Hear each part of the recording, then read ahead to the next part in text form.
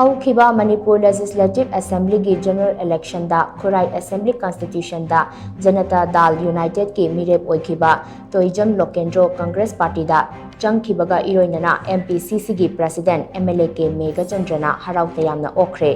Imphal east district Congress committee न सिंधुना हुइकप मयाई लेकाइदा पांथोखिबा संविधान बचाव के थौरमदा एमएलए के मेघचंद्रना तोइजम लोकेंद्रबु तरामना ओखे थौरम अदुदा लोकेंद्रना कांग्रेस नौना चंगलकपगी मरम पीरदुना हाई बीजेपी न लुचिंबा लेंगाक लाकपदगे इंडिया असी मकोक ममै खंगदबा मिपुम खुदिमक खम थेंगना वाहले हौखिबा चही अनि असिदा बीजेपी न मणिपुरबु मचेत ताना थुगाइदुना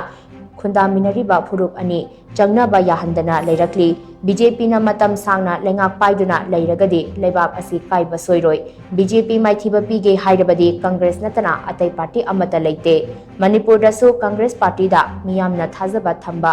हेंगलकली कांग्रेस ना चही 15 लेंगाक पाइखिबा मतम अदुदा मणिपुर काइबा याबा फिबम कया थेंगनख्रबसु नुपा थोकना थेंगनदुना कनबा ngamखि बीजेपी न स्टेट असिदा मेजॉरिटी ओइरबसु लेंगाक सेंबा ngamदना लेरी बीजेपी न लेंगाक पाइरकपदगे मणिपुर दा अमुक्ता ओइखिद्रिबा मवोंगदा कांखोंग चाहले मतम अदुना मणिपुर कलहौनबगे पांदमदा कांग्रेस पार्टी असे हेना मपांगल कनखथनबा मथौ ताई हाइना लोकेंद्रना मखा ताखे।